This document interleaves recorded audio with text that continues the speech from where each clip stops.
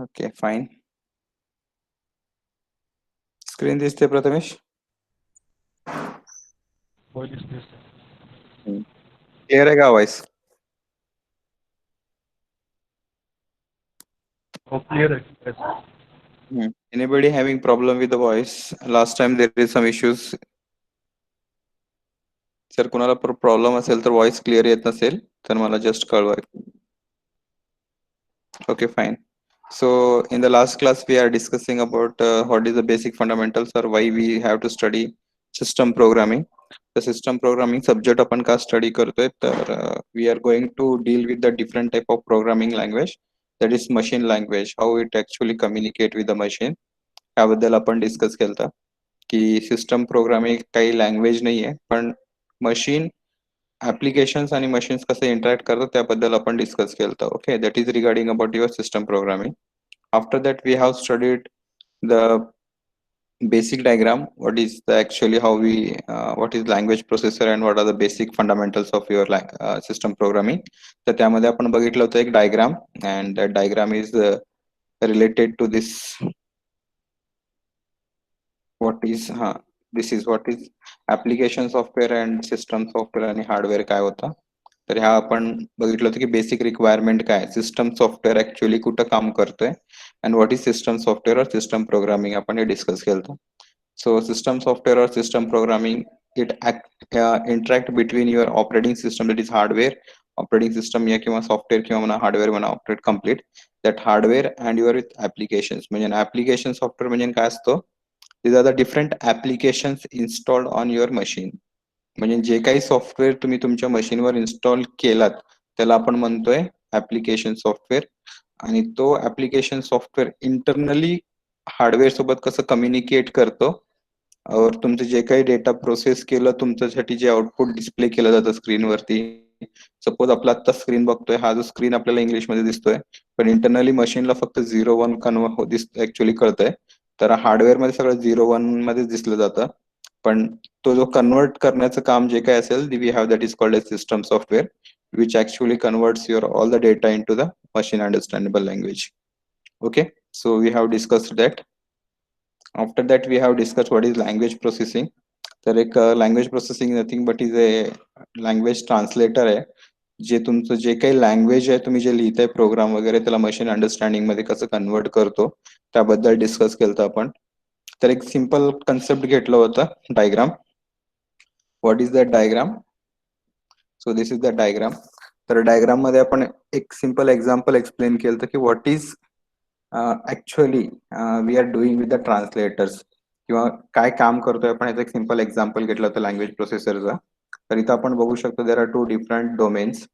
तर या डोमेन मध्ये गॅप आहे. तर 2 डोमेन्स जे आहेत, sorry, so these two domains, okay, these two domains, how they are interacting or how they are working, we have studied in this, okay, in the basic fundamental why we require language processors. तर एक domain आहे application आणि दुसरा होता execution domain. तर application domain म्हणजे काय म्हणतोय आपण, कुठला तरी एक ऍप्लिकेशन डेव्हलप करतोय त्याला म्हणतोय आपण application domain. So it may be any application which is having a language. म्हणजे ते जे तुम्हाला म्हणू शकतो की एक्झाम्पल सपोज तुम्ही एखादा सॉफ्टवेअर इन्स्टॉल केला तुमच्या सिस्टमवरती आणि त्याला एक मी ऍप्लिकेशन म्हणू शकतो. आणि इथं एक्झिक्युशन म्हणजे काय, तुम्ही जे काही त्या ऍप्लिकेशन मधून करताय जे काही तुम्हाला फीचर्स मिळतात that is nothing but your execution domain. Okay, that is a displaying or output is something execution domain. तर मी जसं म्हणू शकतो की एक पीपीटी बनवतोय तर एक ऍप्लिकेशन आहे कुठला, Microsoft. Okay, Microsoft power point. तर एक ऍप्लिकेशन डोमेन आहे त्याला म्हणतो मी ऍप्लिकेशन. तर त्या ऍप्लिकेशन मधून मी काय करू शकतो, anything I want to design the PPT वगैरे त्याचे पीपीटीचं जे काही प्रेझेंटेशन मला तो डिस्प्ले करतोय. तर इंटरनली मध्ये तो मशीन्स कसं काम करतोय आपल्याला माहिती नाही पण ऍप्लिकेशन मधून मी माझं काहीतरी डोमेन एक्झिक्यूट करतो आणि मला काहीतरी डिस्प्ले होतोय, दॅट इज एक्झिक्युशन डोमेन्स. पण काय रूल्स आपल्याला दिलेत म्हणजे आपल्याला काही फीचर्स दिलेत, that is nothing but rules. We use these rules to design our presentation. तर डिझाईन करताना मला काही ऍप्लिकेशनला काय काय करू शकतो मी, पॉवर पॉईंट मध्ये आपण ॲनिमेशन्स करू शकतो किंवा स्लायडिंग करू शकतो, ट्रान्झिशन्स करू शकतात किंवा कलर डिझाईन्स करू शकतात. These are nothing but some rules if you want to apply to your presentations. तो दो nothing but is semantic gap. तर एखादा असं पण म्हणू शकता की तुमचं एक टर्बो सीचं ऍप्लिकेशन आहे. त्या ऍप्लिकेशन मध्ये तुम्ही सीचा प्रोग्राम लिहिता आणि तो सीचा प्रोग्राम लिहिण्यासाठी काही रूल्स आहेत आपल्याकडे. That is nothing but semantic gap. Okay, the rules is nothing but semantic gap किंवा सिमॅन्टिक म्हणू शकता त्याला. आणि जे काही त्याचा आउटपुट येणार आहे त्या ऍप्लिकेशन मधून तुम्ही जे प्रोग्राम लिहिलाय that is nothing but execution domain. Okay, so till here we have discussed in the last class. So anybody having doubts with this last class?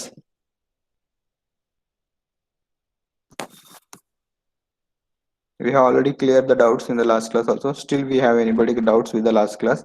You can tell me right now. What we studied in the last class, I have just rewind you. So what is application domain and what is execution domain? Okay.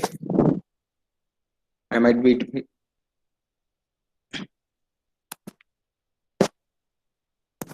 I think it is clear to everyone.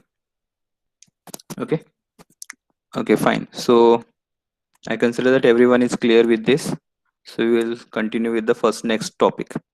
So serious who those are coming late.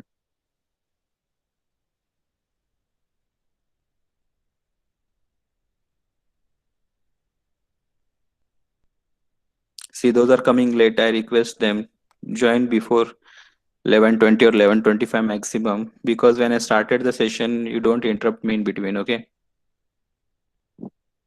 And those who are late comer, you can put your attendance in the chat box. Okay, next topic is nothing but we are going to discuss after what is the problem with this gap, okay? So in the last class आपण हे बघितलं होतं की application domain काय, execution domain काय आपण हे बघितलंय.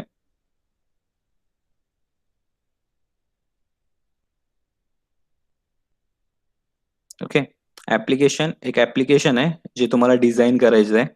कुठलंही ऍप्लिकेशन असेल और तुमच्याकडे ऑलरेडी इन्स्टॉल्ड असेल एखादा ऍप्लिकेशन, त्याचं जे काही आउटपुट असेल that output is nothing but execution domain. तर जे काही तुम्ही ऍप्लिकेशन बनवताय किंवा एक लॉजिक लिहिताय, त्या लॉजिक लिहिण्यासाठी यू यूज सम रूल्स. काय तुम्ही रूल्स फॉलो करताय आणि तो रूल्स यूज करून तुम्ही तुमचा आउटपुट जे काही एक्सपेक्टेड आहे तुम्हाला तो तुम्ही गेट करताय. Okay, you are getting some output. तर एक सिंपल एक्झाम्पल सांगितलं होतं की सी प्रोग्रामिंग आहे. तर टर्बो सी एक ऍप्लिकेशन आहे तुमचा, त्यामध्ये तुम्ही सी प्रोग्रामिंग लिहिताय, that is your application domain. तो प्रोग्राम लिहिण्यासाठी तुम्हाला काही रूल्स दिलेले आहेत, तुम्ही डायरेक्टली प्रोग्राम करू शकत नाही. ओके, तर रूल्स काय आहे की तुमचं प्रिंट एफ असंच असलं पाहिजे, सिंटॅक्स फॉर लूपचं सिंटॅक्स असंच पाहिजे. Those are the rules to write your complete और टू युटिलाइज युअर ऍप्लिकेशन. तुम्हाला ज्या पद्धतीने ते ऍप्लिकेशन यूज करायचं आहे त्याचे रूल्स आहेत. Those rules are nothing but your semantic gap. ठीक आहे, आणि तुमचा जो प्रोग्राम लिहून झाल्यानंतर जे आउटपुट येणार आहे that is nothing but your execution domain. ठीक आहे, हा एक्झिक्युशन डोमेन तुमचा आउटपुट असू शकतो किंवा तुमचं मशीन लँग्वेज असू शकतो. It depending upon your showing the output. इथं आपण कन्सिडर करतो की output may be of your any application, तुम्ही जे प्रोग्राम लिहिलं त्याचा आउटपुट असणार आहे. But I may consider here may be machine language और it may be output of anything. ठीक आहे, execution domain. So what is the main semantic gap has many consequences. काय प्रॉब्लेम काय याच्यात या डिझाईन मध्ये? तर प्रॉब्लेम काय होता की large development time, large development efforts and poor quality of the software. See here, what is the large development time, large development effort and poor quality of software. तर ह्या डिझाईन मध्ये जे होतं, it is a direct interaction between your client and server. Okay, client and server म्हणू शकता किंवा client and that application म्हणू शकता. जे काही टाइम तुम्हाला लागायचा आहे, सपोज एखादा ऍप्लिकेशन जर आपण जुन्या काळात गेलात, एखादा ऍप्लिकेशन आपण जर बघितलं, त्या ऍप्लिकेशन्सला डिझाईन करण्यासाठी जे लागत होता time, it is much more time. ठीक आहे, suppose you can consider simple example की मला एक ऍप्लिकेशन डिझाईन करायचं आहे, पण मी डिझाईन करण्यासाठी back end, front end, what ever is design. Okay, front end म्हणजे काय असतंय की तुमचं जे काही व्ह्यू करताय तर तुमच्या जे स्क्रीनवर दिसतोय ऍप्लिकेशन त्याला आपण फ्रंट एंड म्हणतो. बॅक एंड मध्ये आपण डेटाबेस यूज करतोय. ठीक आहे, so you may studying right now what is front end and back end in the database and your Java programming, but little bit understand what is front end and back end. जे तुमच्या स्क्रीनवर एखादा form वगैरे भरता तुम्ही application, exam form असेल काही असेल, तो फ्रंट एंड असतो. आणि जे डेटा तुम्ही भरताय तुमची माहिती वगैरे त्या ऍप्लिकेशन मध्ये, तो जाऊन डेटाबेस मध्ये स्टोअर होतो, that is back end. Okay.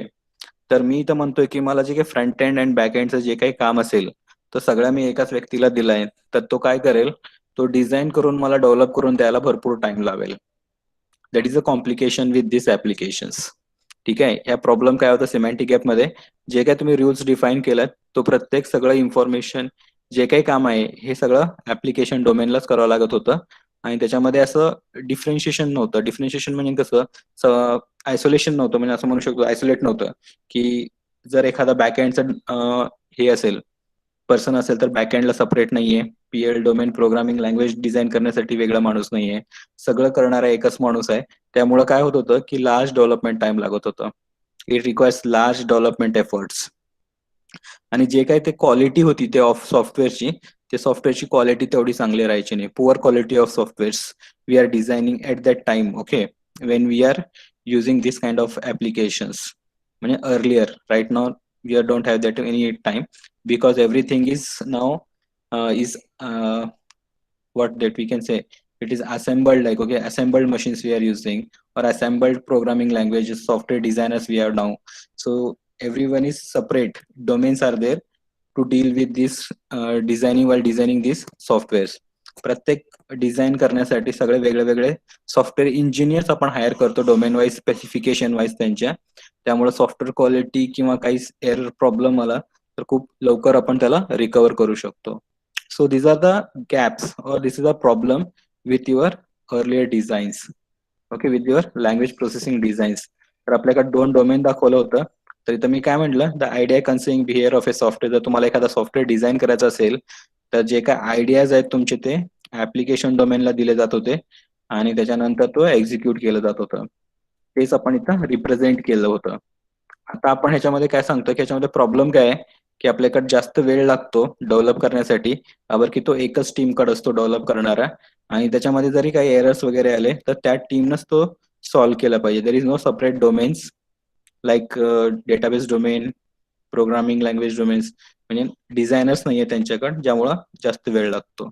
आणि जे क्वालिटी ऑफ सॉफ्टवेअर असते ते पुअर असते. म्हणजे बरेचसे सपोज एरर्स वगैरे आले तर सिस्टम तुम्हाला रिकव्हर करून डिस्प्ले करण्यासाठी जास्त वेळ घेतो output. Okay. So is it clear with that? Everyone just reply me so I can further move. If anybody having doubts. No, sir. Anyone else? Anybody doubts? See here. आपण काय म्हटलं, front end आणि back एंडचं concept काढला होता, database and front end designs. तर आपल्याकडे प्रत्येक जण सेपरेट डिझायनर्स नाही आहेत. ओके. त्यामध्ये सगळं एकच क्लब्ड केलंय. आपण कुठल्याही गोष्ट करतो ते असेंब्ली युज करून करतोय. ठीक आहे. आता आपण डिझाईन, आपण किंवा कंपनीमध्ये सुद्धा कसं स्पेसिफिक नॉलेज ज्याला कोण आहे, सपोज तुम्ही डेटाबेस मध्ये स्ट्रॉंग असेल तर डेटाबेस डोमेन मध्ये तुम्हाला टाकलं, तर तुम्ही फ्रंट एंड मध्ये डिझाईनला स्ट्रॉंग असेल तर फ्रंट एंड मध्ये, प्रोग्रामिंग मध्ये स्ट्रॉंग असेल तर प्रोग्रामर म्हणून दिलं जातं डेझिग्नेशन्स. तर प्रत्येक डेझिग्नेशन्स आहेत आणि त्याप्रमाणे आपण काम करतोय. आधी कसं होतं, सगळं एकच जण करत होतं, आणि जे काही प्रॉब्लेम्स आले सपोज एखाद्या ऍप्लिकेशन मध्ये, तर मी दुसऱ्या व्यक्तीला सांगता येत नव्हतं. That is a main problem. त्यामुळे कसं ती साईट कमीत कमी कुठलंही प्रॉब्लेम आलं तर बराच वेळ घेत होती, ज्यामुळे ते सॉफ्टवेअर किंवा ते ऍप्लिकेशन बंदच राहायचंय. म्हणजे एक्झाम्पल तुम्ही सांगू शकता की 404 एरर येत होता आधी बरंच ब्राउझरमध्ये. काय येत होता की त्या जे काही ऍप्लिकेशन्स आहेत त्याला काहीतरी प्रॉब्लेम आलाय आणि त्या प्रॉब्लेम मध्ये तुम्हाला बराच वेळ लागायचा. Okay, that is only the main reason here in this diagram. Okay, try to understand what I am explaining because it is little bit difficult in this chapter. Okay, if anybody having doubts you can ask me directly. So this is the problem what I stated here. 3 problems are there: large development time to design any application, large effort required to design that application, and poor quality of software you are designing. To overcome this we came with a new domain. Okay, तो कमी करण्यासाठी आपण काय केलं, एक नवीन domain add केलं आणि तो डोमेनचं नाव काय दिलं, पीएल डोमेन. आता हा पीएल डोमेन कुठं आलं, it's came between your application domain and execution domain. ठीक आहे. आणि तुमचा जो गॅप होता सिमेंटिक गॅप, तो गॅप सुद्धा चेंज केला आपण. you can see there are two more gaps between your three domains. तर पहिला डोमेन काय होतं, ऍप्लिकेशन डोमेन तसंच आहे. ऍप्लिकेशन मध्ये काय करायचं आता आपण, की जे काही तुम्हाला सॉफ्टवेअर डिझायनर होता आधी स्टार्टिंगला डेफिनेशन दिलता मी इथं. What is that software designer? इथं बघू शकता तुम्ही, the ideas concerning the behaviour of a software, the manner in which these ideas are implemented in a computer system, that is called application. The designer express the ideas in terms of related to the application domain. तर इथं जो idea design करणार आहे, फक्त idea देणार, तो idea कोण देणार? ऍप्लिकेशन डोमेन देणार. म्हणजे काय, थोडक्यात ऍप्लिकेशन डोमेन मध्ये तुमची माहिती द्यायची आहे की तुम्हाला प्रोडक्ट कसा पाहिजे आणि तुमचं सॉफ्टवेअर कसं पाहिजे, तो स्पेसिफिकेशन देणार. त्याला म्हणणार आपण स्पेसिफिकेशन गॅप. म्हणजे इथं तुमची माहिती आली की मला काय करायचं आहे, ती माहिती मी कुणाला पास करणार? पीएल डोमेनला पास करणार. पीएल म्हणजे काय? Programming language domain. Okay, it is nothing but programming language domain. तर ह्या दोन्ही मधला जो गॅप असतो त्या गॅपला नाव दिलं आपण specification gap. Is it clear? Application domain आणि पीएल डोमेन मधला जो गॅप आहे त्याला म्हणतो स्पेसिफिकेशन गॅप. स्पेसिफिकेशन गॅप म्हणजे काय असणार आहे मी तुम्हाला सांगतो लगेच, पण हे क्लिअर आहे की आपण ऍप्लिकेशन डोमेन मध्ये स्पेसिफिकेशन द्यायचे, जे माहिती दिली त्या माहितीवरती हे पीएल डोमेन काम करणार. म्हणजे मला एखादं सॉफ्टवेअर कसं पाहिजे याची माहिती मी जेव्हा पीएल डोमेनला देणार, पीएल डोमेन काय आहे? सब डोमेन्स आहेत ज्यामध्ये बरेचशा कामं होतात. ओके, डिफरंट डिझाईन्स वगैरे किंवा प्रोग्रामिंग लिहायचं काम जावामध्ये असेल किंवा डॉटनेट असेल, सी शार्प असेल, तो पीएल डोमेनचं काम आहे. इथं रिक्वायरमेंट आली, so we are going to write here the information of programming to develop your project. So it will write in any language. PL domain चं काम काय? It will going to write your language, it design your product and it will pass to the execution domain. तर execution domain काय असणार आहे इथं? It is a domain between your, okay, execution domain काय असणार आहे? What is the output of your product? Suppose I am designed a website, तर whatever the specifications given by application domain is implemented by PL domain and that is display in your web browser by execution domain. ठीक आहे, आणि हा जो gap आहे त्या गॅपला आपलं नाव दिलंय execution domain. Is it clear? Everybody comment me if it's clear or no.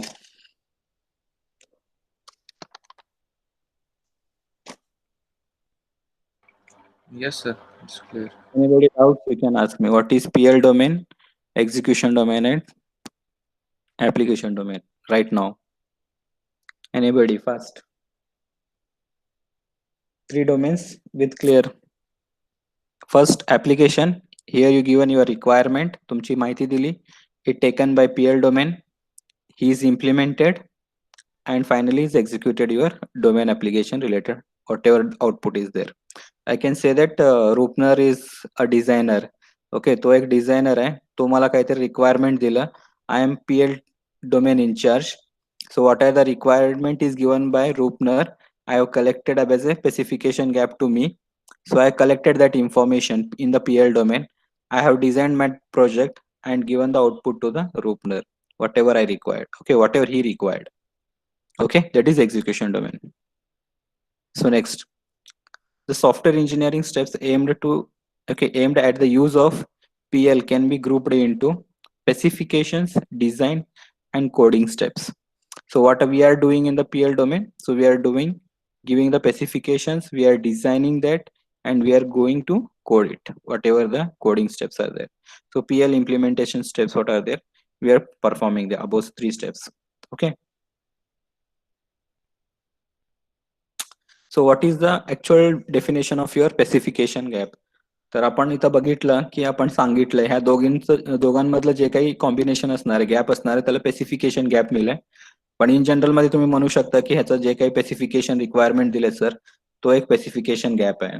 ठीक आहे, आणि ह्याच्या दोघांमध्ये जे काय असणार आहे, जे आउटपुट जनरेट होणार आहे, तो एक्झिक्युशन गॅप आहे.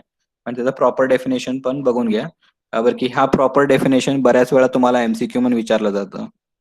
ठीक आहे, तर हे स्पेसिफिकेशन गॅप आणि एक्झिक्युशन गॅपचं डेफिनेशन तुम्हाला दिलं जातं आणि बऱ्याच वेळा ह्याचा एमसीक्यू म्हणून कंपल्सरी येतं. Maximum time it is asked in the MCQ. MCQ कसा विचारलाय? It is a semantic gap between two specifications of the same task is called specification gap, execution gap, or semantic gap or none of these like that. Okay, तर तुम्हाला हा definition असणार आहे. Even execution गॅपचं पण definition असणार आहे आणि तुम्हाला तो कुठला गॅप आहे याच्याबद्दल तुम्हाला विचारलं जातं. ठीक आहे, as a MCQ. So what is specification gap? It is a semantic gap. Okay, it is a semantic gap between two specifications of the same task. Okay, आता हा semantic gap का दिलाय? So because you are reducing this semantic gap by some another domain. तर हा जो semantic gap आहे, ह्या gap मध्ये आपण काय define करत होतो? You are doing all the things between these two domains. What are doing? You are defining your rules, you are specifying your requirements, and you are just executing on showing your output. So whatever the two differences are there, that is considered as a specification or semantic gap in this definition. So it is a semantic gap between two specifications of same task. Okay, two specifications of same task म्हणजे काय? त्याच्यामध्ये तुम्ही जे काय specifications देणार आहेत between these two, both are same, and that is called as a specification gap. Okay, so in this, okay, next, execution gap. It is a gap between semantic of program that perform the same task written in different programming languages. Okay, so what is here? It is a gap between the semantic of program that perform the same task written in different programming language. What is the different programming language or meaning here? तर इथं तुम्ही दिसू शकता की it is A PL domain. तर PL domain मध्ये मी कुठलाही different programming language use करू शकतो. It may B A C++, Java, .NET or any programming language I can use to design that. Okay, that's why it is mentioned here. It is a gap between the semantic of program written in different programming language. कुठलाही task, same task म्हणजे कुठला same task असणार आहे. Suppose मला जे काही specification मिळालेत, okay, suppose मला addition of 2 number मिळालाय, तो मी C मध्ये पण करू शकतो, C++ मध्ये पण करू शकतो, जावा मध्ये पण करू शकतो. सेम टास्क आहे.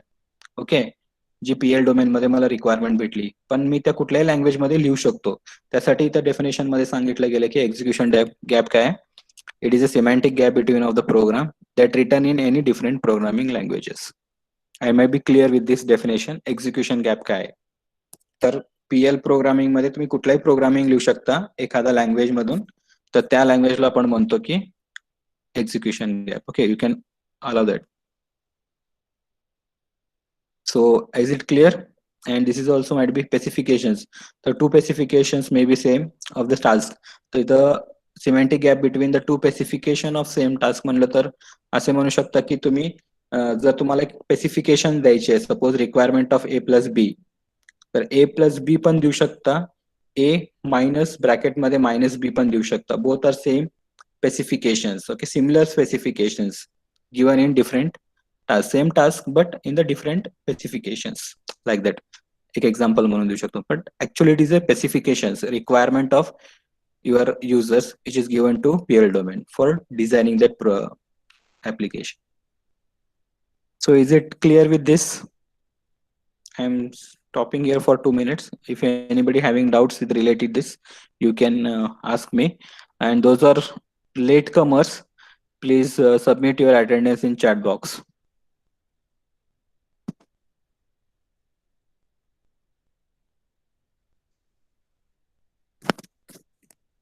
Okay, anybody, any doubts?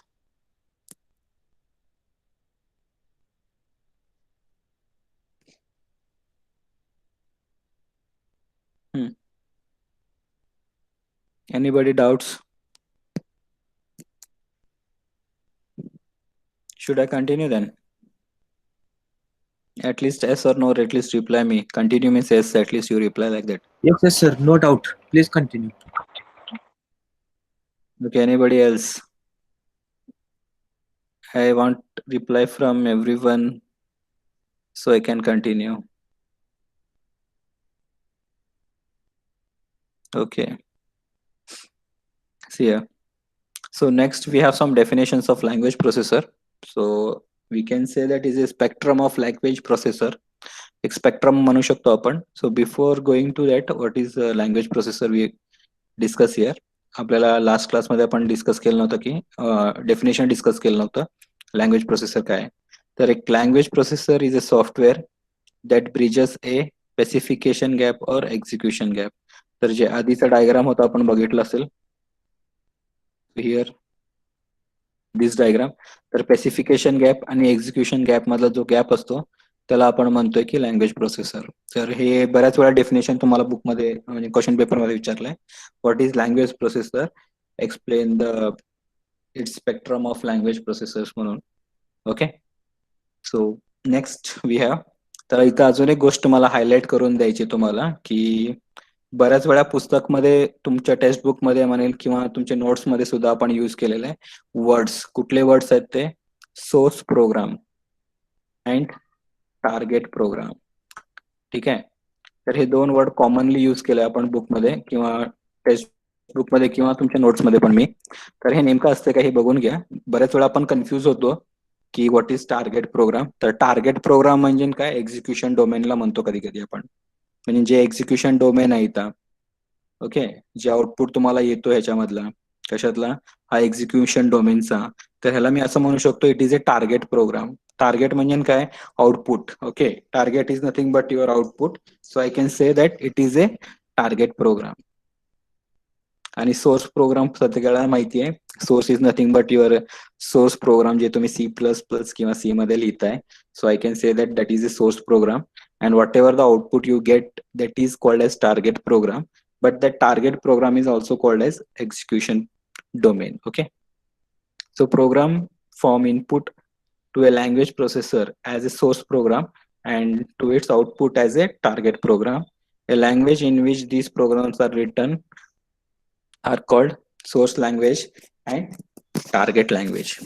ठीक आहे, त्याला असं म्हणू शकतो की आपण ते एक सोर्स लँग्वेज आहे, कुठला पण एक सोर्स लँग्वेज असेल आणि त्याचं जे काय टार्गेट लँग्वेज असेल, तर टार्गेट लँग्वेज मध्ये हे पण एक लक्षात ठेवा, टार्गेट लँग्वेज मशीन लँग्वेज पण असू शकते किंवा तुमचं आउटपुट ऍज अ जे काय एक्सपेक्टेड आहे तुम्हाला ते असू शकतं. म्हणजे जर एखादा प्रोग्राम केला असेल त्याचं जे काय आउटपुट येणार आहे त्याला पण म्हणू शकतो आपण. Okay, so this is nothing but some of the definitions of your language processor. Spectrum of language processor आपण म्हणतो, ह्याला हेडिंग दिलेली आहे. टाइप्स ऑफ लँग्वेज प्रोसेसर म्हणल्यापेक्षा स्पेक्ट्रम ऑफ लँग्वेज प्रोसेसर. तर प्रत्येकाला माहिती आहे की लँग्वेज ट्रान्सलेटर काय आहे. ट्रान्सलेटर डेफिनेशन वाचल्यापेक्षा तुम्ही डायरेक्टली इथं हायलाइट करतोय मी त्याला की what is that. Language translator is nothing but your assembler and compiler और इंटरप्रिटर. जे काय असेल ह्याला आपण लँग्वेज ट्रान्सलेटर म्हणतोय. एक्झाम्पल म्हणून तुम्हाला दाखवलंय. आता असेंब्ली लँग्वेज मध्ये तुम्ही लो लेवल लँग्वेज मध्ये जर प्रोग्राम केलं, त्याचा आउटपुट कोण जनरेट करून देतो तुम्हाला, तर असेंबलर करतोय. आणि जसंच तुम्ही तुमच्या सी प्रोग्रामला जेव्हा कंपाईल करता, कंपायलर तुम्हाला आउटपुट दाखवतोय. कंपाईल केल्यानंतर जे आउटपुट येणार आहे तो कंपायलर. सो ट्रान्सलेटर म्हणजे काय असणार आहे? It is the medium. Okay, it is a medium between your source program and your target program which converts your source language, जे काही तुम्ही प्रोग्रामिंग लँग्वेज लिहिताय C++, converting into a machine understandable language. ठीक आहे, machine जे understand करते त्या लँग्वेजमध्ये कन्वर्ट करणं आणि त्याचा आउटपुट तुम्हाला आणून देणं, that is nothing but your language translator. So let read this definition. Language translator bridge an execution gap to machine language of a computer system. So it bridges an execution gap. Execution gap का दिलाय आपण इथं, तर तुम्ही म्हणू शकता की execution gap की तुमचा आउटपुट जो येतो तो मशीन मध्ये जनरेट झालं पाहिजे. Okay, so it comes in the execution gap domain. तुम्ही असं म्हणू शकत नाही की ते स्पेसिफिकेशन गॅप मध्ये येते. का बरं की ट्रान्सलेटर म्हणजे काय, शेवटचा टार्गेट मशीन लँग्वेज जनरेट करणं किंवा आउटपुट जनरेट करण्याचं काम आहे. तर तो येतो ऍक्च्युअली एक्झिक्युशन डोमेन मध्ये. So it bridges an execution gap. Okay, हे कुठं ब्रिज करतो? एक्झिक्युशन गॅपला ब्रिज करतो to the machine language of a computer system. तर इथं महत्वाचं पॉइंट काय आहे की तुम्हाला इथे एक MCQ विचारलं जातं की लँग्वेज ट्रान्सलेटर ब्रिजेस अँड कुठल्या डोमेन मध्ये तो येतो किंवा कुठल्या गॅपला तो ब्रिज करतो, असं तुम्हाला एक क्वेश्चन असतं MCQ मध्ये. बऱ्याच वेळा विचारलेला क्वेश्चन्स आहे, सिम्पल. तर तुम्हाला लक्षात ठेवायचं की लँग्वेज ट्रान्सलेटर किंवा interpreter both execute the bridges the execution gap. ठीक आहे, ओके. सो डी ट्रान्सलेटर काय असेल? The reverse process of language translator. Detranslator म्हणजे थोडक्यात काय? Execution domain to the language translator, reverse in the direction. Okay, त्याच्या उलट करणं. So what is this preprocessors? तर आता तुम्हाला सगळ्यांनाच माहित असेल, तर preprocessors nothing but your header files. Okay, you may know that like that. तर इथं वेगळं आहे थोडंसं. प्री प्रोसेसर काय असतंय? तो preprocessor is a language processor. एक लँग्वेज प्रोसेसर आहे which bridges an execution gap but it not a language translator. ठीक आहे, डेफिनेशन नीट ऐकून घ्या. हा एक कुठला गॅप ब्रिज करतो? एक्झिक्युशन गॅप ब्रिज करतोय. एक्झिक्युशन गॅप ब्रिज करतो म्हणजे तो by default it is generating some machine language something like that. पण तो काय म्हणतोय? But it is not a language translator. तो लँग्वेज ट्रान्सलेटर नाहीये. लँग्वेज ट्रान्सलेटर म्हणजे त्याचं काम काय? मशीन लँग्वेज जनरेट करणं. पण तो लँग्वेज ट्रान्सलेटर नाहीये. तर याचा आउटपुट काय आहे? By default it is not a machine language, it's something else. तो एल्स काय? आपण नेक्स्ट एकदा डायग्राम दाखवतो तुम्हाला. You can see this diagram. So you can see this highlighted diagram. तर ह्या हायलाइटेड डायग्राम मध्ये मी तुम्हाला दाखवतो की C plus plus preprocessor म्हणून दाखवलेलं आहे. So whatever you language return in C plus plus program you can generate in the form of C program. ठीक आहे, you can convert it. So this is called as pre processor.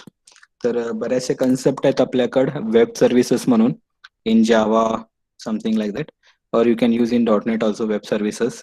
So web services काय करतात की whatever language you return, suppose you return in Java, so that can be converted in .NET also, okay, internally. So best example I can give here to you. So your ATM machines. तर प्रत्येकाचा ATM machine किंवा bank वेगळी वेगळी असतात. तर प्रत्येक बँकचं जे application असतो जे तुमचं यूज करता तुम्ही, तर प्रत्येक बँक वेगळ्या वेगळ्या लँग्वेजनं डिझाईन केलं जातं. सपोज एखादी बँक जावानं डिझाईन केली असेल आणि दुसरी बँक .NET डिझाईन केलं असेल किंवा PHP न डिझाईन केलं असेल, तर तुमचे जेव्हा ATM कार्ड्स असतात ना, तुम्ही जेव्हा ATM मध्ये जाता तर त्या ATM न तुमचं ऍक्सेप्ट केलं नाही पाहिजे डेटा. का बरं? की तुमचं जे बँक आहे तो जावा मधून डेव्हलप केलेला असतो. पण दुसरी बँक जे तुम्हाला ATM यूज करायला जातात तुमचे बँकचे ATM सोडून, तर त्यावेळेस दुसऱ्या बँकचं ऍप्लिकेशन कुठल्याही लँग्वेज मध्ये लिहिलेलं असेल, सो तो ऑटोमॅटिकली इंटरनली कन्वर्ट करतोय. सो ओके, तर हा प्री प्रोसेसर तेवढा हाय लेवलचा नाहीये, पण I am giving a just example. So C plus was converting into a C program, that is nothing but preprocessors.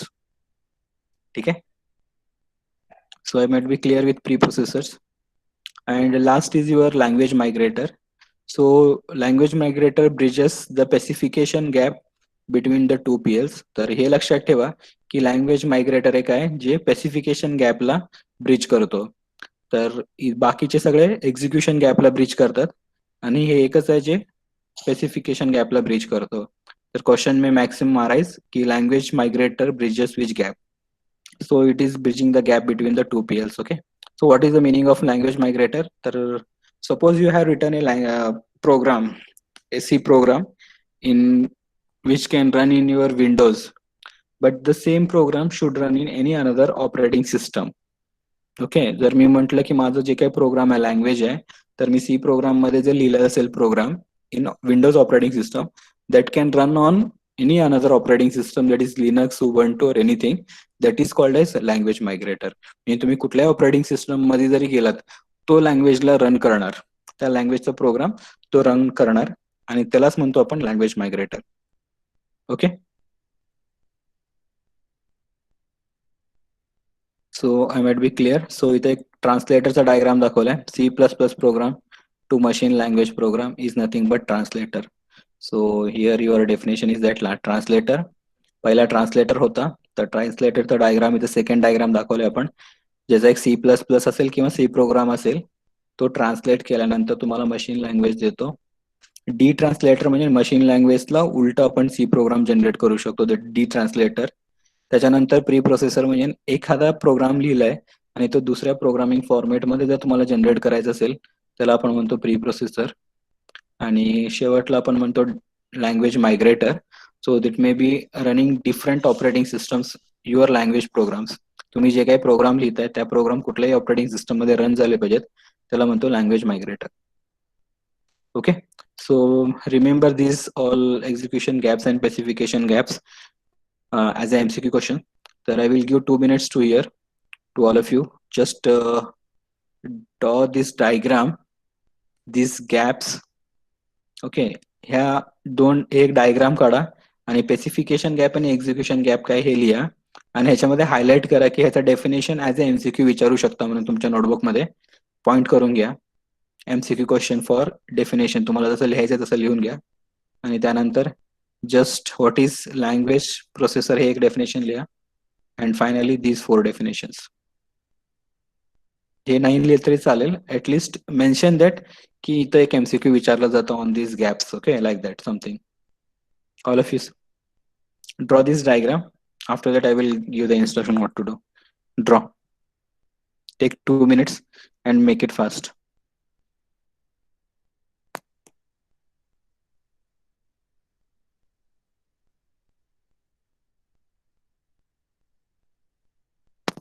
Even though anybody having doubts, they can ask me.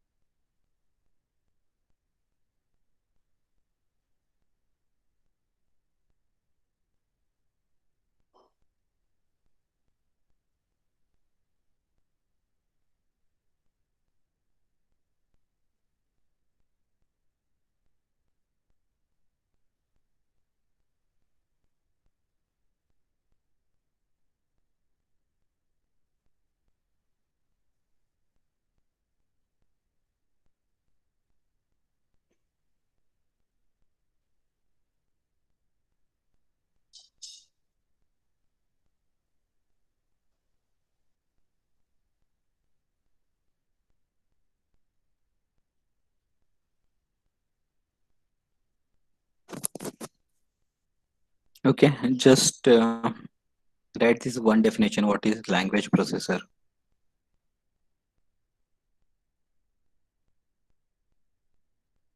Sorry, before that you mentioned the specification gap and execution gap. त्याच्या आधी हे लिहा specification gap आणि execution gap काय आहे आणि ह्यावर विचारणारा तुमचं एमसीक्यू क्वेश्चन कुठेतरी नोट करून ठेवा तुमच्या पद्धतीने की कसं ह्याच्यावरती एमसीक्यू विचारलं जातं. Okay, these are the definitions which may be asked as a MCQ for your question.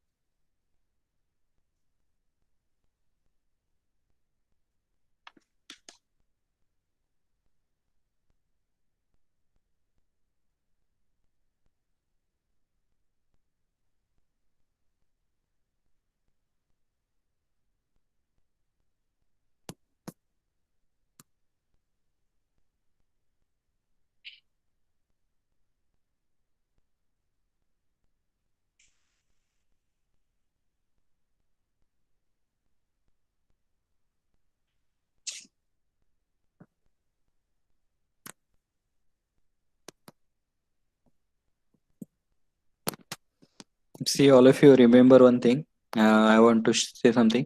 की प्रत्येक जण एक नोटबुक मध्ये प्रत्येक एक डेट टाका ज्या दिवशी लेक्चर झाले आणि काय शिकवले, एखादा डायग्राम वगैरे असायला पाहिजे. ओके, त्या बुक मध्ये due to which I am giving assigning you दिस.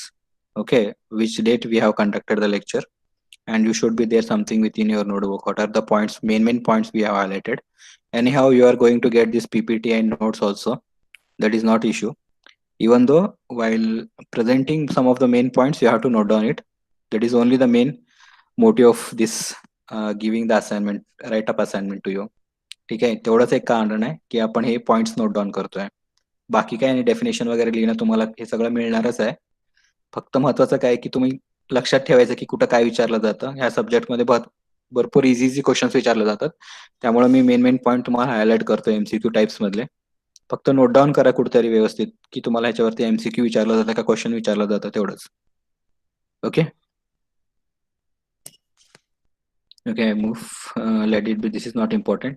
हा, टाइप्स ऑफ लँग्वेज प्रोसेसर. तर लँग्वेज प्रोसेसरचे टाइप्स मध्ये मेन्शन करा की कुठला टाइप ऑफ एमसीक्यू क्वेश्चन्स काय म्हणून विचारलं जातं. तर इथं मी तुम्हाला सांगितले की कुठला गॅप ब्रिज होतो. ओके, तर इथं प्रत्येक डेफिनेशन मध्ये काय गॅप ब्रिज केलं जातं ह्या महत्वाचे पॉईंट्स आहेत. तर त्याला कुठेतरी तुम्ही हायलाइट करून ठेवा की टाइप्स ऑफ लँग्वेजेस मध्ये देर आर 4 डिफरंट टाइप्स. प्रत्येक टाइपचं कुठला गॅप आहे हे त्याच्या समोर मेन्शन करा, म्हणजे तुम्हाला इझी पडेल की रीड करताना वगैरे.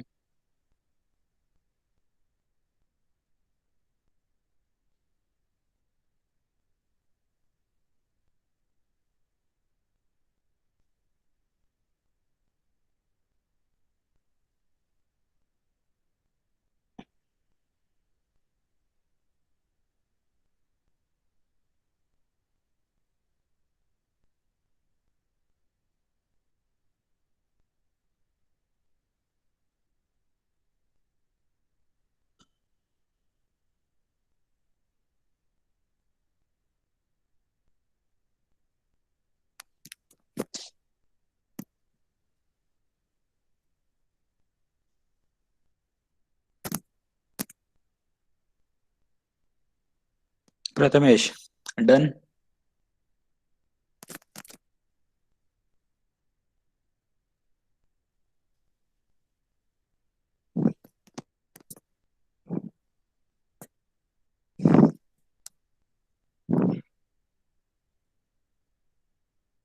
प्रथमेश, हा सर. झालं लिहून? नाही लिहितो लिहितोय का, आहे का नाही तू? आहे सर.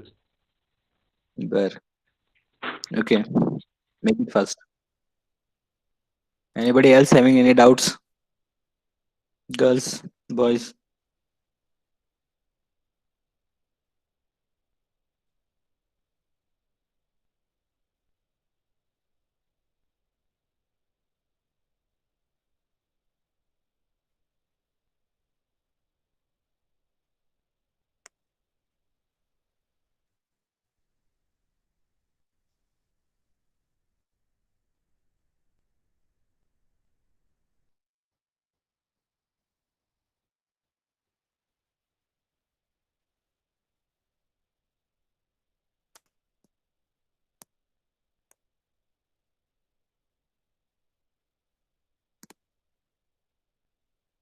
पूर्ण डेफिनेशन लिहायची गरज नाही सगळ्या जणांनी, फक्त हायलाइट करून घ्या की इथं काय एमसीक्यू क्वेश्चन विचारलं जातं.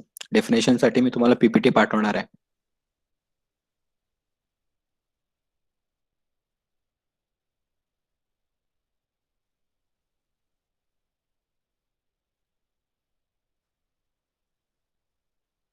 Okay, we'll start further. Okay. So here one more thing I want to add in this, ki this is one of the subject in your third semester, okay, fifth semester, which is difficult to understand in the starting. It is very difficult subject. Its language is little bit difficult to understand. एकदा तुमचा हा first unit संपला, I will just properly revise you what we have learned again, and then we will move further. Okay, तुम्हाला एवढं पटकन लक्षात येणार नाही की आपण काय शिकतो ह्या सब्जेक्ट मध्ये. It is very little bit difficult for you, okay, to understand this particular subject. It takes times. You have to read one time, two time, then you will little bit understand what we are dealing, what is going on in what we are studying actually. That's why give your time for this subject. Don't be panic that SP is too tough. Okay, असं बऱ्याच जण म्हणतात की खूप tough आहे, पण त्याला वेळ द्या, तुम्हाला खूप सोपं वाटेल. फक्त वेळ द्या आणि समजून घ्यायचा प्रयत्न करा, आणि जितके डाउट्स जास्त विचारतील तेवढे तुम्हाला क्लिअर असेल subject. Okay, that is only one thing. Okay, before going to next topic, it is very familiar with you.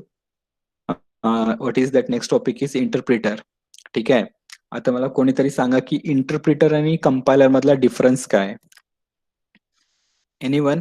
फक्त त्यांचं ऑडिओ ऑन कर. Okay, your audio is just make it on and just give me the difference. What is the difference between interpreter and compiler? Anyone? Any one of the student just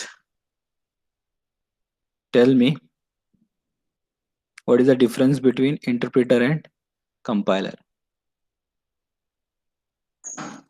See here one more thing, what are the roll numbers are there, I will just call and verify in the end of the session. ज्यांनी join करून लगेच सोडून गेला असेल तर it will be not considered. At the end I will just call those numbers, you should be present over there. then only it is consider your present. Okay.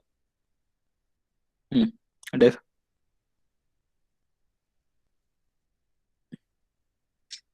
Next, anyone tell me the definition. What is the difference between your compiler and interpreter? Make it interactive session, don't make me bore. Okay, तुम्ही silent बसतात तिकडे निवांत असतात का नाही ह्याची कल्पना पण येत नाही मला. तुम्ही आहेत म्हणून माहिती असायला पाहिजे मला तिकडं. You are listening. Anyone? Otherwise I have to take the names.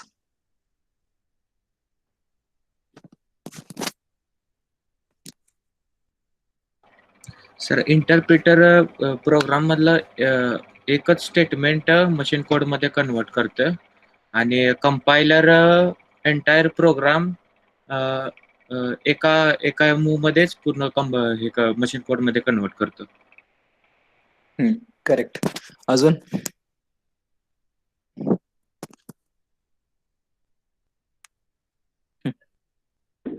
Sir, interpreter convert your language into like middle language, like it convert your high level language into some other language which is encrypted, and compiler it executed that middle language. Compiler execute that middle language. Still not clear. Fiza, once again. Fiza. Okay, sir. Sir intermediate मध्ये Python, ruby, जावा एक minute script sir. अशा programming languages use केले जातात आणि compiler मध्ये आपलं C++ सारखे programming languages use केले जातात. म्हणजे ते मेमरी इफिशियंट काहीतरी असतं.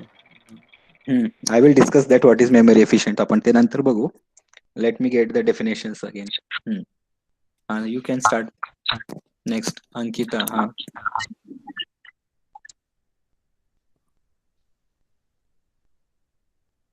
अंकिता, काय सांगताय तुम्ही?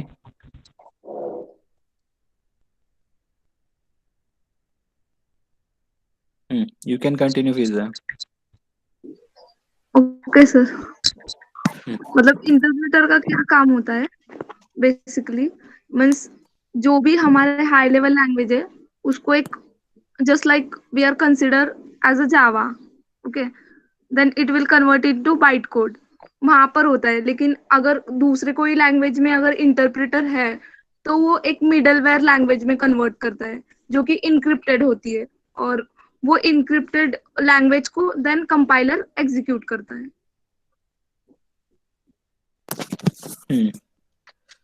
Okay, as is not as correct. Compiler and interpreter, जहाँ पे compiler आ गया वहाँ interpreter नहीं आता है, जहाँ पे interpreter आ गया वहाँ पे compiler नहीं आता. That is first thing. Okay, and interpreters are used in your high level languages which is in web designs. जहाँ पे web design करतोय आपण, जिथं web designing करतोय तिथे actually interpreter use केलं जातं. Okay, maximum time. So I can give you examples of your compiler is nothing but C++ language and other something which are using something called as compilers. ठीक आहे, असं नाही की compiler सगळीकडे use केलं जात नाही. बरेचसे लँग्वेजेस आहेत ज्या लँग्वेज मध्ये कुठे कंपायलर यूज केलं जातं आणि बऱ्याच जागी इंटरप्रिटर यूज केलं जातं. दॅट इज सम लँग्वेजेस जे वेब डिझायनिंग म्हणतो मी. वेब डिझायनिंग मध्ये सगळीकडे जे काय आउटपुट येणार आहे त्याच्यासाठी इंटरप्रिटर असतो. आणि इंटरप्रिटर आणि कंपायलर मधला main difference is line by line execution. म्हणजे सपोज तुम्ही एखादा प्रोग्राम लिहिलाय तर लाईन बाय लाईन एक्झिक्यूट केलं जातं in your interpreter. In your compiler at a time all the program will be get executed. एकदा सगळं प्रोग्राम एक्झिक्यूट केलं जातं. That is one of the difference.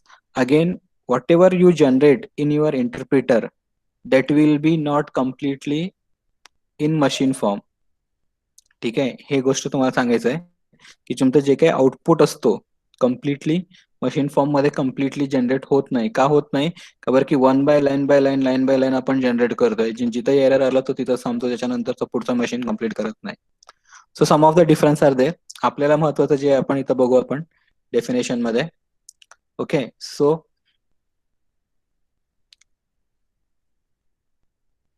One second.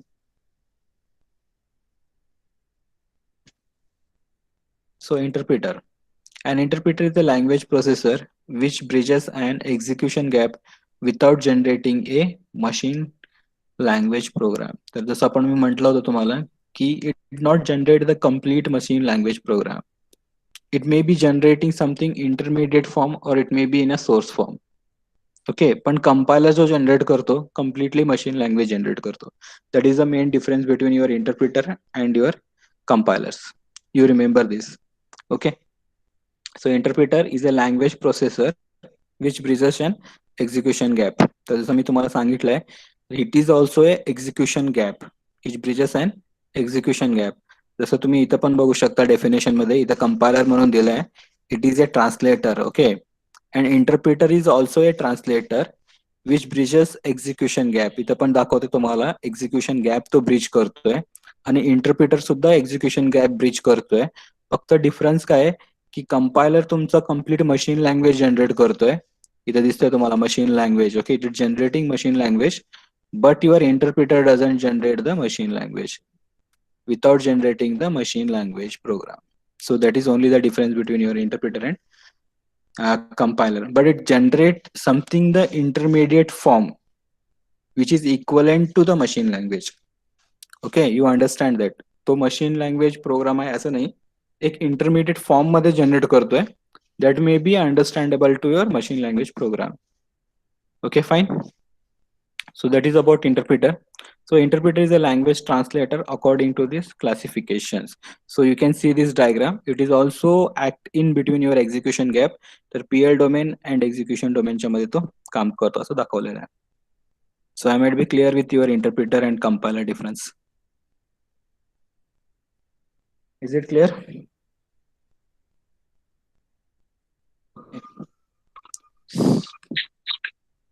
So we will come here in this PPT.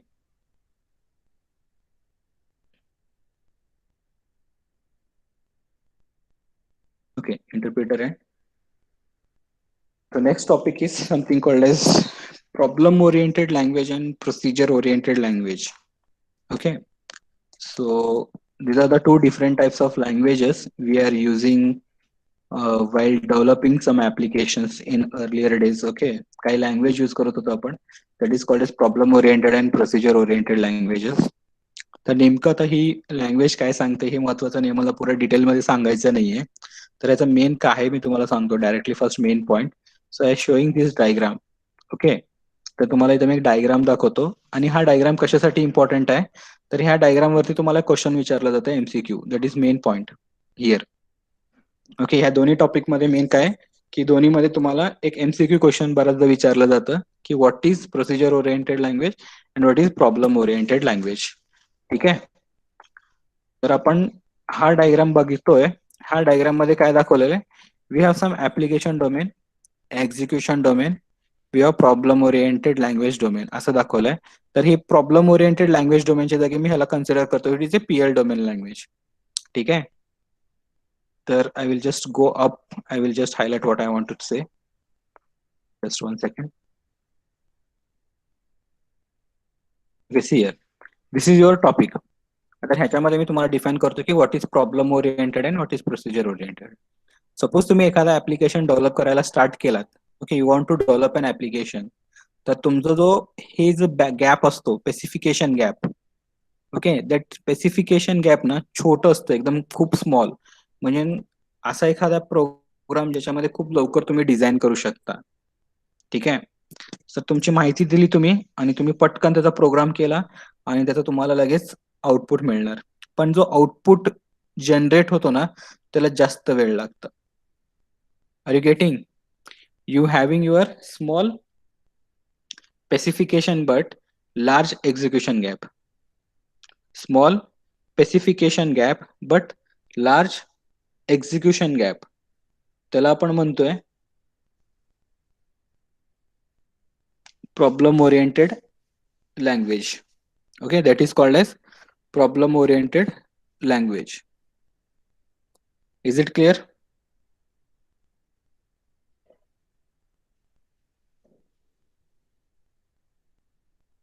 Everybody, it is clear?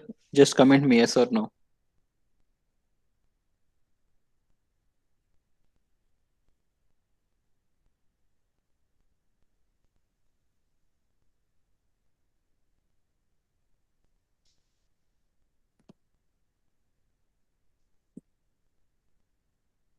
Just comment me in the box. Yes, you understand or to know. Yes or no. So I can repeat once again. For this, I can go on this site also. Just I want to show one diagram. So just let's go here.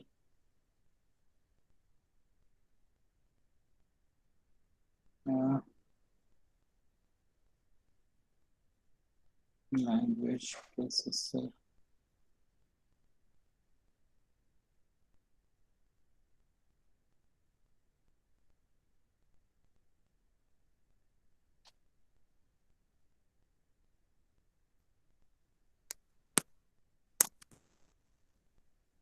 Just a second.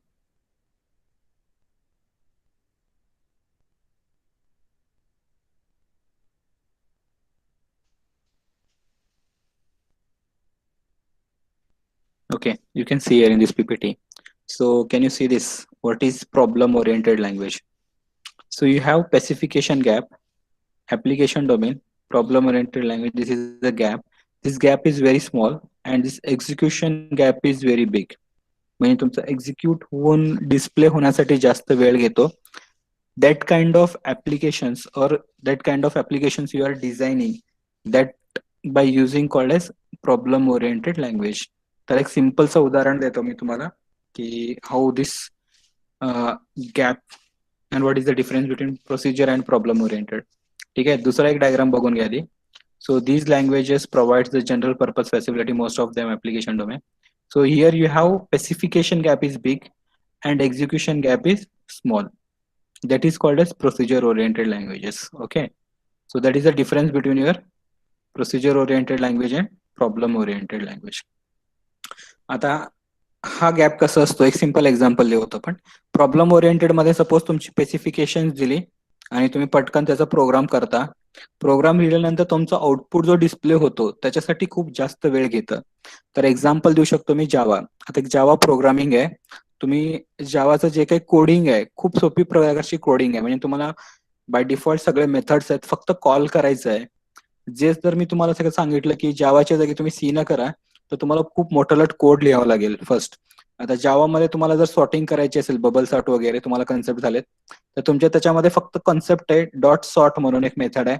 फक्त तो sort method लिहिलं call केलं तर automatically sorting होती. पण ते जर तुम्ही सी प्रोग्रामिंग मधून करायचा प्रयत्न केला तर तुम्हाला बऱ्याचशा स्टेप्स लिहावं लागतील आणि सॉर्ट करावं लागेल. Okay, that is the difference between your programming. Okay, specification gaps म्हणजे तुम्ही मी काहीतरी रिक्वायरमेंट दिली आहे तुम्हाला आणि त्या रिक्वायरमेंट पटकन तुम्ही त्याला कोड केलाय आणि कोड केल्या एक्झिक्यूट करताय. पण तुम्ही जेव्हा प्रोग्रामिंग लँग्वेज म्हणजे कुठली जावा सारखी प्रोग्रामिंग लँग्वेज आपण डिस्प्ले कुठं करतो आउटपुट वेब ब्राउझर वरती करतोय किंवा डिझाईन्स करतोय, वेबसाईट डिझायनिंग करतोय, तसे जे काही लँग्वेज असतात डिझाईन करून आउटपुट करायची त्याला आपण जास्त वेळ घेतोय. That is called as execution gaps, large execution gap म्हणतो त्याला. And those are called problem oriented languages.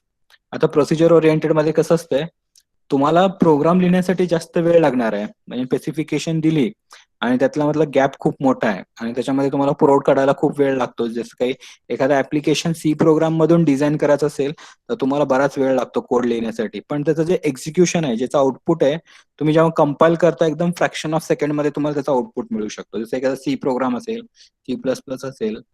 These are the different programming languages where you required large specification gap.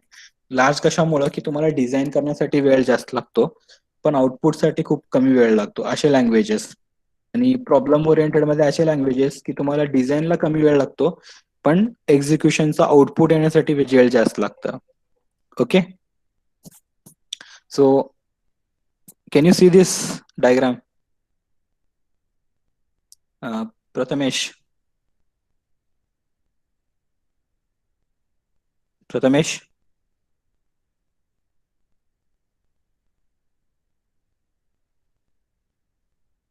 anyone is there? Fiza, Yes, sir. can you see that diagram? हाँ This- sir.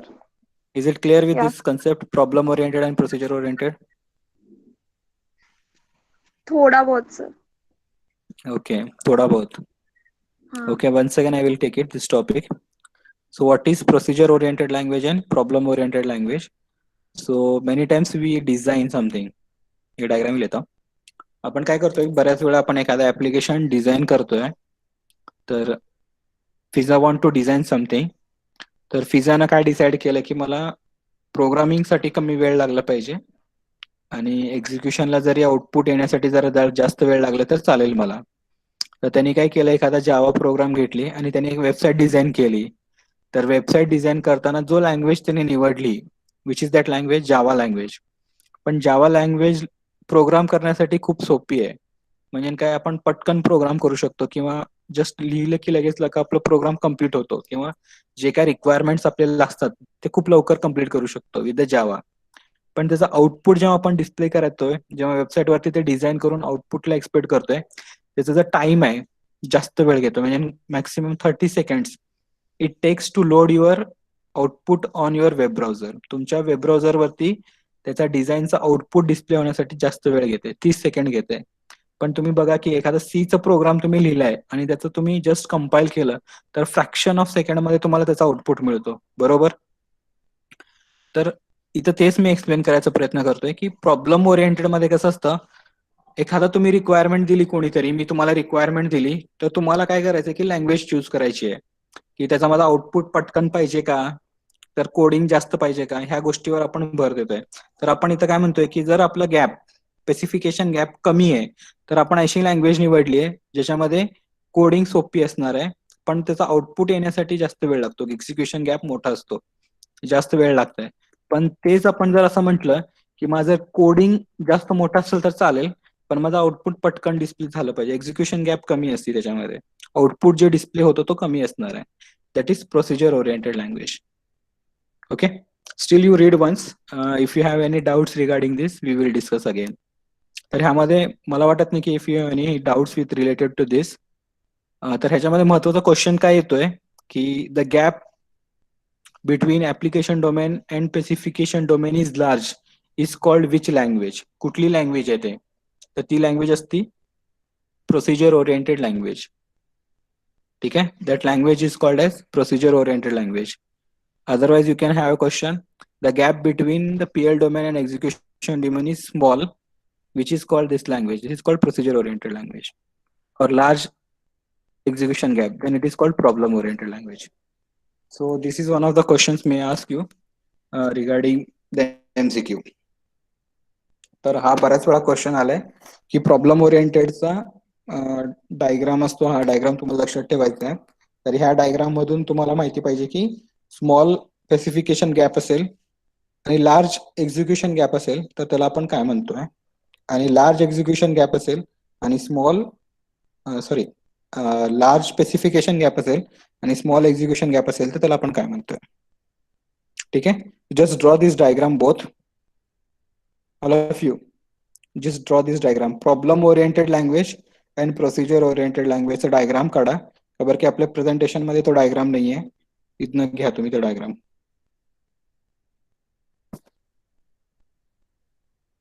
All of you just draw that diagram.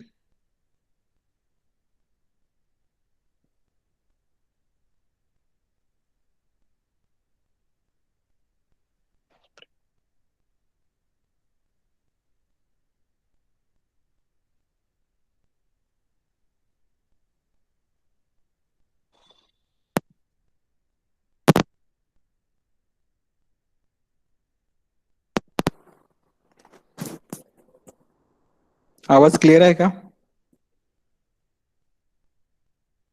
Prathamesh?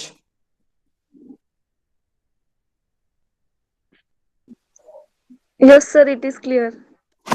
Some of the issues are coming.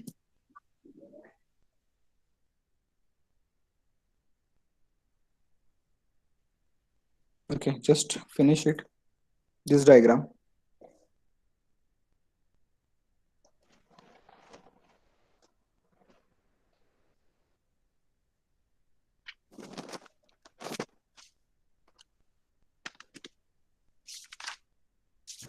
Hello sir.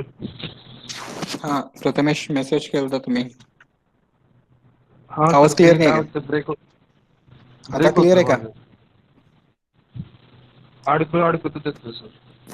आता clear आहे का?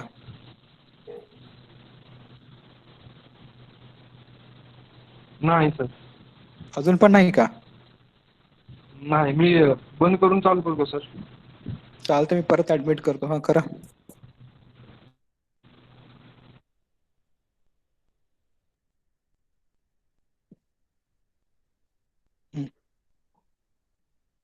Draw this diagram also. Procedure oriented language.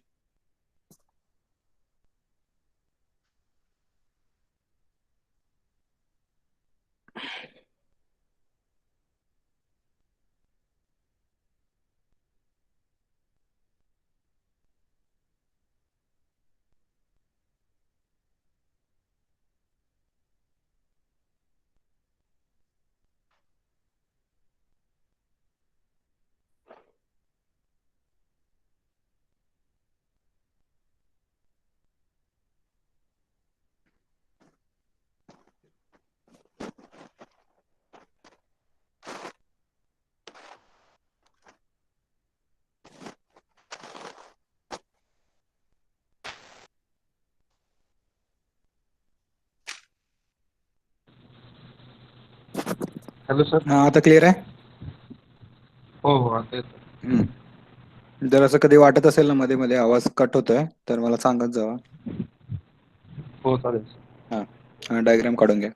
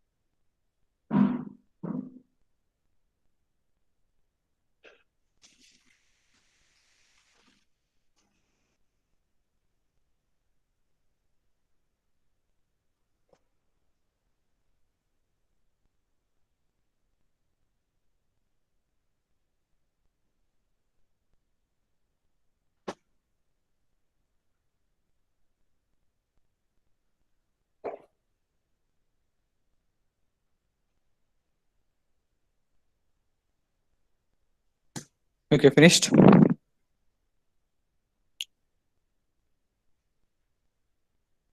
Okay. Just we will rewind once, okay, what we have studied today, because next topic is little bit big. It takes me more than half an hour to 45 minutes to explain me. So what I completed today, so we will discuss that. So we are just with the introduction.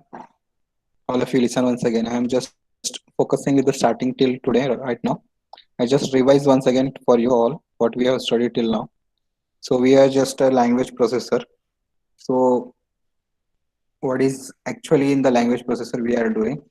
So it is like a translator which converting the whatever source program to your machine language programs. So we are designing how we will design this all things we have seen here. Just once again, I will go back. Okay. So from this diagram I start. So what is language processor? It has been explained here why language processor, all those things. The same diagram or why, okay, system language processor, what is language processor activities arises due to the manner in which the software designer describes the idea concerning the behavior of software and the manner in which these ideas are implemented in your computer system. तर आपण हे बघितलं होतं की language processor काय आहे. तर आपण एक डोमेन डिफाईन केले दोन, ऍप्लिकेशन डोमेन आणि एक्झिक्युशन डोमेन. तर ह्यामध्ये तुमचे जे काही आयडिया आहेत regarding with your language processor, the designer is going to define it in your application and some rules are defined to design that. and you getting some execution output. Okay, that we have discussed. After that, what are the issues with this? तर त्याच्यामध्ये लागणारा जास्त वेळ, large development time, large development effect and poor quality of software, due to which we have to overcome with this design. तर ह्या डिझाईनला आपण overcome केलं with this design. आणि ह्या डिझाईन मध्ये आपण बघितलं की एक नवीन डोमेन ऍड केलं, PL domain. What this PL domain defines you? So there is an application domain and we have one PL domain added between your execution domain. Okay, application domain आणि execution domain मध्ये एक नवीन domain add केलं आपण, PL domain. आणि हा डोमेनचं काम काय, programme करणं. म्हणजे जे काही तुम्ही रिक्वायरमेंट डिझायनर तुम्हाला इथे देणार आहे तो डायरेक्टली कुणाकडे जाणार आहे, PL डोमेन कडे जाणार आहे. आणि तो जो गॅप म्हणतोय आपण, त्या गॅपला म्हणतो स्पेसिफिकेशन गॅप. म्हणजे तुमचे जे काही टास्क असतील, ते जे काही तुम्हाला करायचं असेल डिझाईन, तर ते तुम्हाला डिझाईनची इन्फॉर्मेशन इथं द्यायची आहे आणि तो डायरेक्टली PL डोमेनला फॉरवर्ड करायचे आहे. आणि PL डोमेन कुठलाही एक लँग्वेज निवडल आणि तो लँग्वेज यूज करून तुमचं जे काही आउटपुट येणार आहे तो एक्झिक्युशन डोमेन मध्ये डिस्प्ले होतो. ठीक आहे, तर this is we have discussed here. तर PL डोमेन मध्ये आपण काय करतो, we are designing, we are coding everything. Okay, specifications we are getting all those things. So त्याच्यानंतर आपण बघितलं होतं की लँग्वेज प्रोसेसर काय आहे. So it is the gap between this to.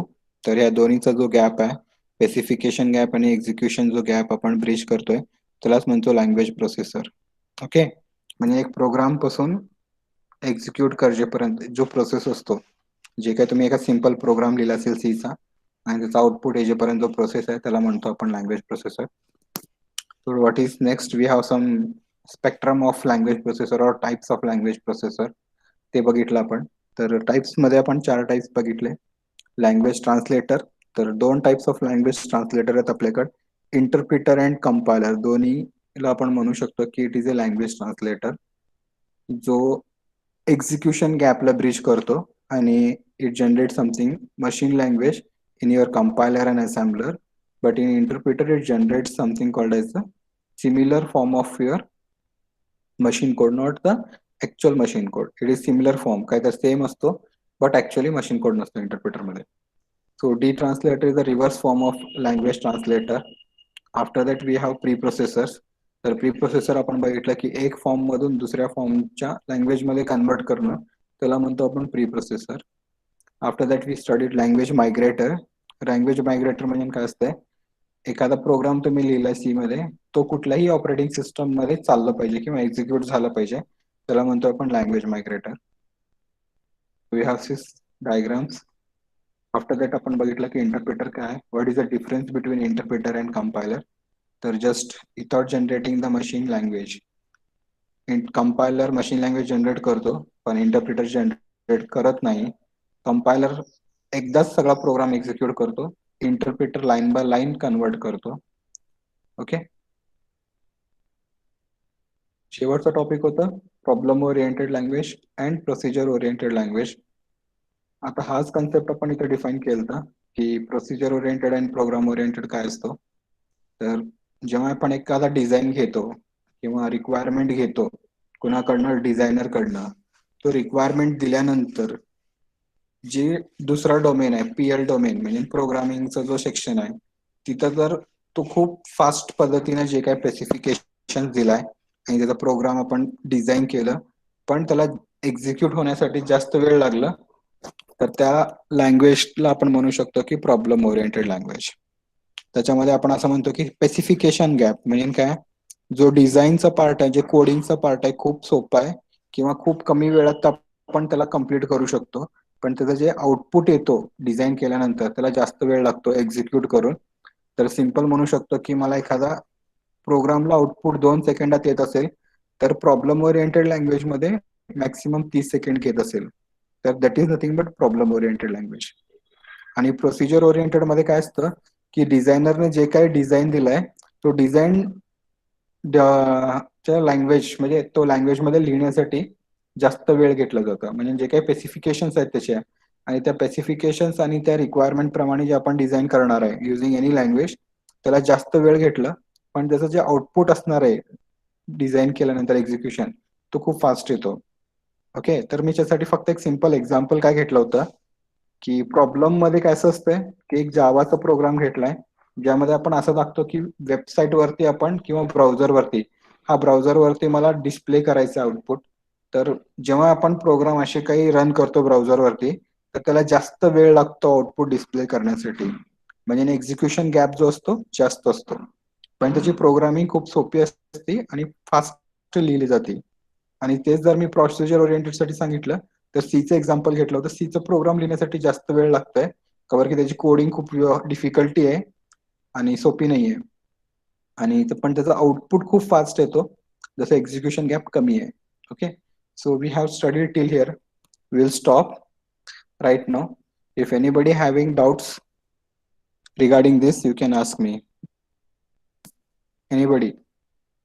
You can unmute your audio and just ask your questions.